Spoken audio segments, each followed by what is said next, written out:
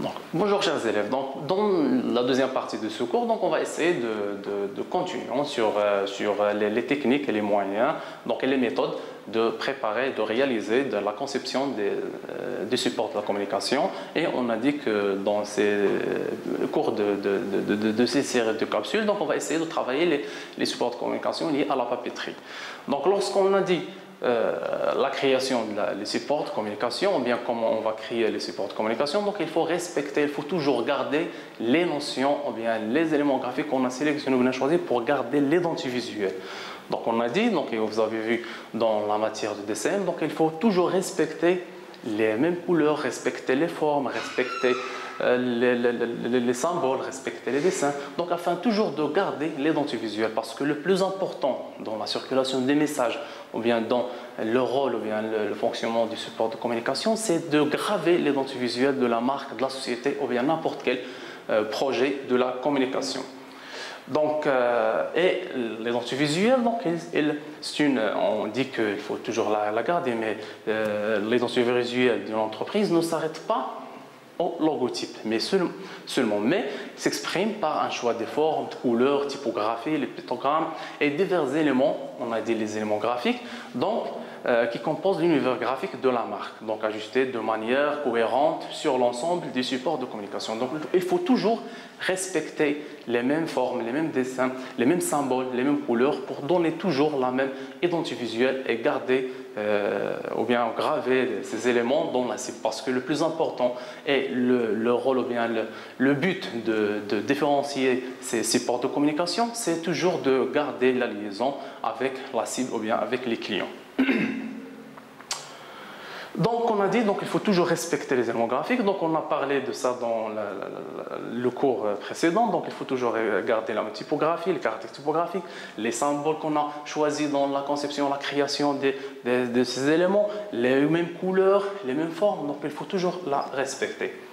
Et on a terminé sur la réalisation qu'on a commencé la réalisation des papeteries, donc on a terminé, ou bien on a la séance dernière sur l'entête de lettres. Donc il nous reste comment réaliser un enveloppe. Donc pour cela, l'enveloppe on a déjà parlé, donc il y a plusieurs formats, donc, mais les trois formats utilisés c'est le DL, le C5 et le C4, donc on va essayer de se rappeler vite un petit peu, mais le plus important, les choses qu'il faut les connaître et ne pas oublier, donc comme on a dit, les zones à respecter dans la conception. Donc on a trois zones. Donc premièrement, donc on a la zone dédiée pour la poste. Donc il ne faut rien faire plus ou moins dans la zone réservée pour la poste. C'est l'endroit où on va poser par exemple les timbres, les cachets, donc c'est réservé à eux. Donc on a la partie ou bien la zone réservée pour faire l'adresse de destinataire. Donc ici, donc on a le choix entre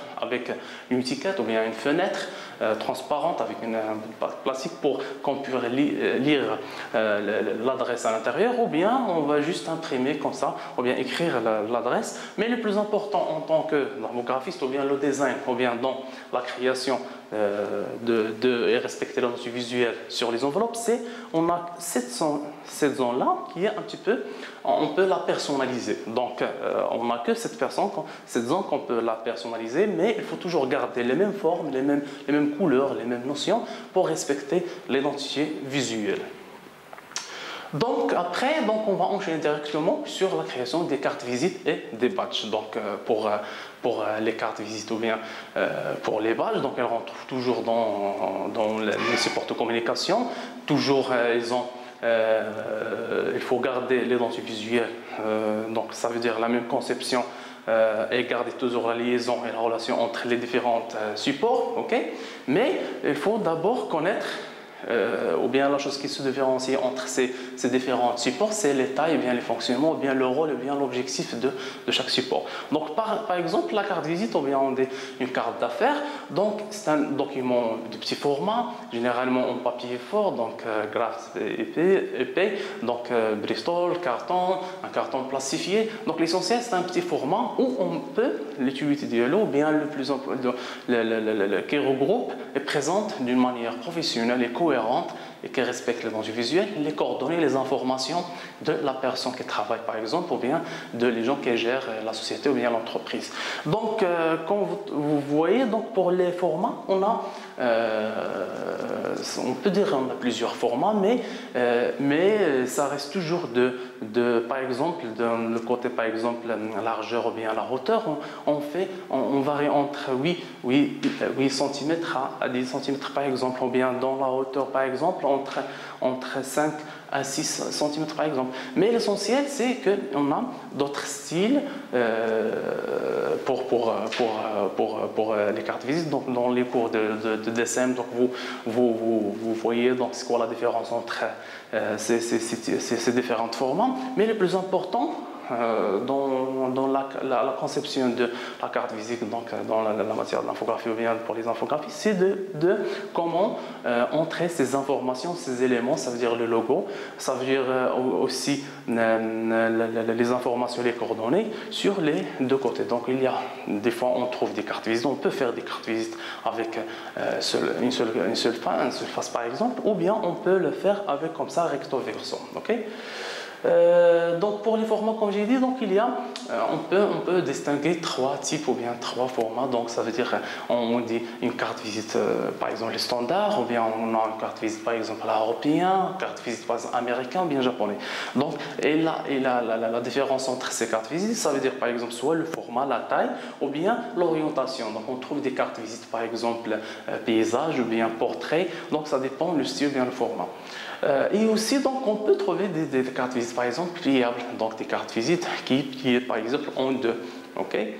Mais l'essentiel, il faut, pour une carte visite, ou bien dans la conception, ou bien dans la création, ou bien dans l'organisation, ou bien le travail de cette carte visite, donc le plus important, il faut qu'on montre l'activité de l'entreprise, ou bien l'activité de la société, ou bien la personnalité, donc ou bien la personne qui demande cette carte visite. Donc pour montrer l'activité, c'est là où il faut rechercher et travailler un petit peu l'originalité et pour travailler la conception. Par exemple, ce modèle, donc, on est sorti de format classique des cartes visites, ça veut dire les formats carrés ou bien rectangle ou bien soit avec une orientation, par exemple, paysage ou portrait. Donc, on a résumé ou bien on a fait une bulle. Donc on a donné un format comme une bulle de communication, bien comme la bulle lorsqu'on reçoit un message sur WhatsApp par exemple, ou bien n'importe quelle application de la communication. Donc on aura toujours cette bulle. Donc c'est pour refléter ou bien donner l'activité de la société ou bien le logo, ou bien dans le projet. Donc ça veut dire qu'il y a une relation entre la communication, les textos. Donc il faut travailler cette chose de montrer l'activité de l'entreprise sur le design global de la carte visite. Aussi, donc, on peut faire par exemple comme ça, comme par exemple une carte visite, comme une porte-clé par exemple, un porte-clé par exemple avec un nœud, on peut faire les clés. Parce que le but, c'est qu'on fait une création ou bien un travail original pour qu'on puisse donner le pourcentage de garder le plus possible cette carte visite. Donc soit elle est agréable, soit elle est jolie artistiquement, mais le plus important c'est que les gens qui récupèrent cette carte visite, ils peuvent la garder. Pour cela, on est sûr que les informations, bien les coordonnées de la société ou bien de notre entreprise soient toujours chez les gens qu'on a déjà distribué ces cartes. Okay? Donc aussi, donc, on reste toujours dans montrer l'activité de la société. Par exemple, vous voyez, donc on a utilisé le noir ici dans cette carte visite, mais c'est pour refléter l'activité de textile, par exemple, de la mode, pour faire ce joli, par exemple, costume. Donc toujours pour donner l'activité de l'entreprise sur la carte visite. Okay? Vous voyez aussi, donc pareil, donc on a laissé un petit peu le style qui est le textile. On est toujours dans le domaine de l'activité textile par exemple. On a vu donc les cordes comme ça, les lignes. L'essentiel c'est toujours garder ou bien présenter l'activité. Okay? même pour les travaux de design, donc toujours comme ça. Et aussi, donc, on peut imaginer, ou bien on peut créer une carte visite originale, ou bien intelligente, parce que le but, c'est toujours laisser, ou bien donner le pourcentage que notre carte visite soit toujours gardée, ou bien visible pour les gens, pour les clients. Par exemple, ce modèle-là, donc on donne une carte visite avec, c'est comme un puzzle, un petit jeu, ok? On peut la monter afin de trouver la carte visite, donc les gens la poser devant eux dans les bureaux, comme ça on a le nom, les coordonnées et on donne le pourcentage, comme j'ai dit, de garder la carte visite chez les clients. Okay? Mais le plus important dans la création, soit pour montrer l'activité de l'entreprise ou de la société, ou bien pour créer les choses, des formes, des designs, des styles pour la réalisation de ces cartes, mais il faut toujours respecter l'identité visuelle. Donc, il faut que le même travail qu'on a fait pour l'enveloppe, par exemple, pour la carte visite, pour le badge, pour, par exemple, l'entête de lettres, donc, il faut toujours respecter l'identité visuelle, garder les mêmes mouvements, la même composition, pour toujours graver l'image de l'entreprise ou bien la représentation graphique de l'entreprise chez les clients. Okay? Donc, deuxièmement, donc, dans la partie pratique, donc on va essayer de voir comment on va faire une carte visite. Après, on va aussi travailler un badge. Donc, okay? Donc la différence entre les badges et la carte visite, c'est que la carte visite, on les distribue, mais le badge, c'est un badge personnel. Donc il faut donc c'est pour le personnel ou bien c'est pour les gens qui travaillent au sein d'une société ou bien d'une entreprise. Donc pour le badge, normalement, on peut voir, comme vous voyez, on a plusieurs types de formats. Donc, on a des formats grands, standards, petits. L'orientation soit paysage, soit par exemple portrait. Donc, l'essentiel, c'est on a un petit peu une marge de la créativité ou bien une marge de choix. On a une très grande marge de choix du format. Parce que toujours le badge, on est lié au port de badge. Donc le port badge, le plastique, donc on est lié à la taille qu'on va choisir pour faire notre badge à l'intérieur. Okay? Mais le plus important, donc les formats, les standards, c'est que le badge il varie entre 8 cm par exemple, la largeur par exemple, 8 cm sur 14 cm la hauteur.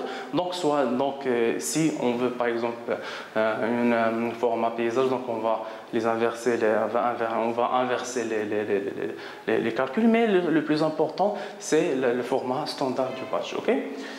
Mais lorsqu'on va dans la création en tant qu'infographiste pour la création du badge, il faut qu'on sache qu'il y a presque deux types de badges. Il y a des badges dédiés pour le personnel d'une entreprise ou bien le personnel d'une société par exemple, qui est par exemple pour quelqu'un qui travaille dans une entreprise, par exemple, il va porter ce badge durant, par exemple, la totalité de son passage, par exemple, dans l'entreprise. Et il y a un deuxième badge les événements, donc dédié pour l'événementiel, ou bien ça veut dire pour les festivals, pour les conférences, par les événements qu'on peut organiser. Et la différence entre ces deux types de badges, c'est que le premier badge, il contient les informations personnelles de la personne qui va le porter, alors que le badge pour l'événementiel, donc il est juste pour donner l'accès par exemple aux journalistes, l'accès aux médias, l'accès par exemple au public, l'accès par exemple aux techniciens, pour qu'on puisse donner par exemple des zones limitées. Donc par exemple on est dans un festival, si on a un badge par exemple VIP, on va passer à la partie VIP. Si on a un badge par exemple personne, on va passer par exemple à une zone dédiée pour les personnels par exemple, ou bien pour les ordinateurs. Donc comme ça, donc on dit qu'il y a deux types de badges. Donc pour le premier exemple, donc les badges de le personnel. Donc il faut qu'on donne le maximum possible des informations. C'est-à-dire, premièrement, il faut qu'on laisse un emplacement pour la photo, donc un emplacement pour le logo, pour par exemple les informations pour la société. Et le plus important, ce sont les informations personnelles. Ça veut dire le nom, la fonction par exemple, la date de validation. Ce badge valide par exemple telle date vers une autre date par exemple. S'il y a un matricule par exemple, ou bien un numéro de série, si par exemple ce badge il peut entrer que dans des zones par exemple dans la société, et on peut ajouter un code barre ou bien digital pour qu'on puisse, si on veut par exemple badger pour entrer ou bien sortir. Donc l'essentiel, c'est un badge personnel qui contient des informations personnelles, mais le support ou bien le papier ou bien le matériel avec lequel on va travailler, donc on fait quelque chose qui est plastifié, qui est en plastique par exemple, parce qu'il va durer un petit peu longtemps, ok? Alors que l'autre type de badge pour les événements ou bien l'événementiel. Donc, on fait la même conception, mais on fait plusieurs versions. C'est pour différencier, par exemple, l'entrée les journalistes, par exemple, avec le public, avec les VIP, avec, par exemple, les organisateurs, avec le jury. Donc, ça dépend de la nature de la conférence ou bien la nature de l'événement. L'essentiel, on fait la même conception, mais on essaye d'ajouter beaucoup de couleurs ou bien beaucoup de chiffres, par exemple, ou bien comme ça, les zones ou bien des numéros, pour que ça facilite l'organisation, ça facilite le déplacement au sein de l'événement ou bien de la conférence, et aussi ça donne un petit peu de la sécurité pour qu'on puisse contrôler l'accès à des zones dans les différentes types ou bien les différentes zones ou bien les différentes parties d'une conférence par exemple d'un festival. Okay? Donc c'est pour cela il faut faire attention dans la création de ces types de badges. Donc soit c'est pour le professionnel pour le travail, donc où on va travailler avec les informations personnelles, ou bien c'est un badge pour un événement ou bien festival. Donc on va travailler la même conception mais avec différentes versions. Donc c'est tout pour aujourd'hui. Donc j'ai essayé de vous montrer. On a analysé pas mal des types de badges et de cartes visite. Donc pour vous que je puisse je vais vous laisser un petit peu de temps pour réfléchir pour votre projet et pour comment vous imaginez votre carte visite ou bien votre badge, soit professionnel ou bien, comme on a dit, un badge événementiel pour les événements.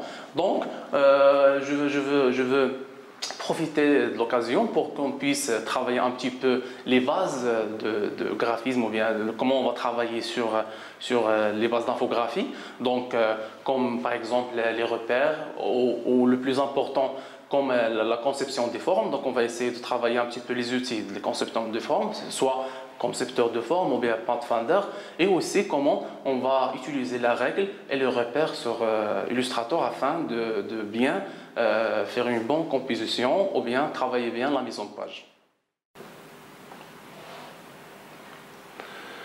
Donc pour commencer, premièrement, on va voir ensemble comment personnaliser ou bien comment choisir déjà l'espace de travail ou bien le plan de travail. Parce que lorsqu'on a fait la démonstration sur les cartes visites ou bien les enveloppes ou bien les badges, n'importe quel support, surtout pour la papeterie, donc on a donné des échelles ou bien on a donné des dimensions. Donc c'est pour cela, à chaque fois, lorsqu'on veut travailler par exemple dans une carte visite ou bien un badge, donc il ne faut pas travailler à 4 ou bien à 3, mais il faut personnaliser les dimensions. Par exemple, si on veut travailler sur une carte visite, donc on fait toujours 8,5 par exemple, sur par exemple 5,5. Donc pour les 0,5 mm, donc on les appelle les fonds perdus, donc dans l'impression, pour qu'on ne puisse pas couper quelque chose donc, dans les bords des cartes visites. Donc et ici, donc, on change, ou bien on sélectionne l'orientation. Donc soit, de toute façon, donc, on a choisi le largeur plus que la hauteur, donc on aura une orientation portrait, mais paysage. Mais il y a, comme j'ai j'ai dit, donc comme les styles japonaises par exemple, des cartes visites par exemple, on peut faire une orientation par exemple portrait. Ok, donc nous maintenant donc on va juste travailler donc sur A4 juste pour qu'on puisse voir un petit peu les bases de l'infographie ou bien les techniques ou bien les outils nécessaires pour le commencement. Premièrement, pour toujours garder l'échelle ou bien composer bien ou bien organiser bien les éléments graphiques à l'intérieur d'un espace. Donc lorsqu'on dit un espace ou bien un support technique, donc on a un espace. Donc par exemple maintenant on a un A4, donc ça veut dire on a un espace où on va mettre nos éléments graphiques. Donc pour mieux organiser et pour mieux travailler la composition ou bien la mise en page, il faut qu'on utilise des règles. Donc ces repères ou bien la règle de Illustrator, elle sert à nous aider de faire des alignements ou bien tracer ou bien positionner des deux ou trois par exemple, deux ou trois composants bien éléments dans la même ligne. Donc, pour ne pas avoir un mauvais équilibre dans la composition finale. Okay? Donc, pour cela, donc, soit on fait des raccourcis, par exemple, CTRL-R pour activer la règle. Okay? Sinon, on a tout dans le menu ou bien la barre de menu en haut. Donc, on trouve tout. Par exemple, la dernière fois, on n'a pas trouvé la palette dégradée ou bien la palette contour. Donc, on a trouvé les fenêtres. Okay?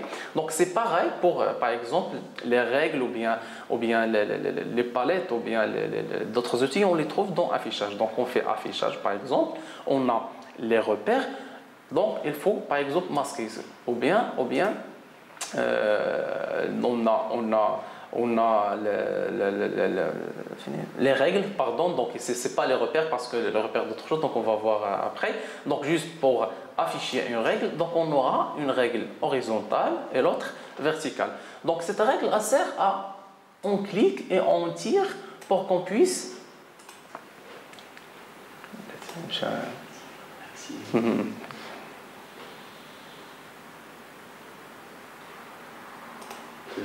Donc, cette règle sert à, lorsque par exemple on veut faire l'alignement pour qu'on ne puisse pas dépasser des éléments.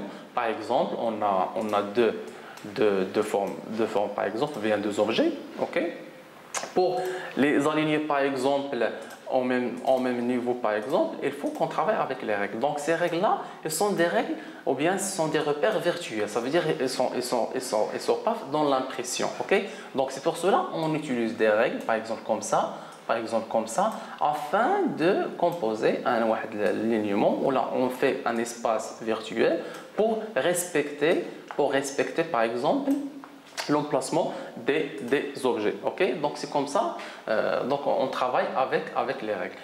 Sinon, des fois par exemple, si on veut utiliser, par exemple, on veut écrire avec une calligraphie arabe ou bien, par exemple, on peut utiliser des formes où il y a beaucoup de calculs, on peut faire carrément tout l'espace ou bien on va remplir notre espace de travail avec une grille qui est virtuelle, qui sert par exemple à nous aider pour tracer ou bien pour calculer ou bien pour faire des emplacements ou bien pour sélectionner un espace entre des lettres. Et aussi, les dimensions de ces carreaux, c'est personnel. Donc, si on veut par exemple personnaliser la taille de le carré, le petit carré, combien de carrés à l'intérieur de grand carré, donc on peut le personnaliser. Juste, ces deux techniques servent à bien organiser et bien poser les éléments avec lesquels on veut travailler dans un élément propre. Okay? Donc maintenant on va travailler un petit peu avec le concepteur de forme. Donc pour qu'on puisse déjà voir et concevoir des formes, il faut qu'on sache quels sont les outils phares de la conception des formes. Okay? Donc premièrement, on va faire un truc basique, ça veut dire on va par exemple faire une forme nouvelle à partir où là à partir de deux formes, on va combiner deux formes à trois formes pour sortir une nouvelle forme par exemple. Okay? Donc on va faire un rectangle par exemple. Après, je vais faire un ellipse, par exemple. Donc, pour garder, pour avoir un cercle parfait, donc il faut toujours qu'on appuie sur Shift et Alt pour gagner le centre. Si par exemple, on utilise que la souris, donc on n'aura pas un format parfait ou là un cercle parfait. Donc il faut toujours appuyer sur Shift pour garder les dimensions et le Alt pour garder toujours le centre. Okay, et je vais juste changer la couleur donc pour qu'on puisse voir c'est quoi la différence de concepteur de forme. Alors, donc si on veut par exemple combiner ces deux formes-là pour sortir par exemple une troisième forme ou bien combiner entre les deux, donc on va travailler avec concepteur de forme. Donc pour le concepteur de forme, c'est un logiciel, c'est un outil qui est très performant et qui travaille avec 3 méthodes. Donc premièrement, si on veut fusionner ces 3 ou bien ces deux formes, il suffit que de cliquer et glisser la souris. Donc on aura une nouvelle forme à partir de les deux formes de base. Okay? Après, si on veut par exemple,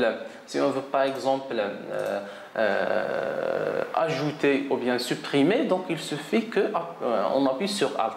Donc il faut toujours qu'on sélectionne les deux, okay? Et en appuyant sur le Alt, si vous avez remarqué le curseur de la souris, donc on aura un moins. Ça veut dire on peut par exemple supprimer cette partie, donc on aura une troisième forme qu'on a utilisé le mode de suppression. Okay?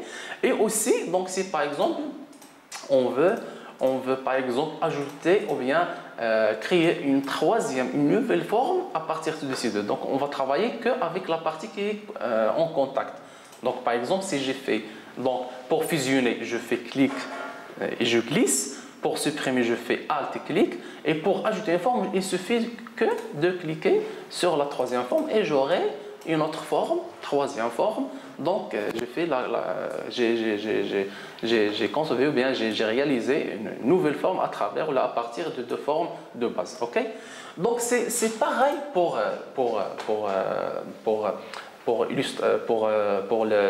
la palette Pathfinder, sauf que pour Pathfinder on a des modes.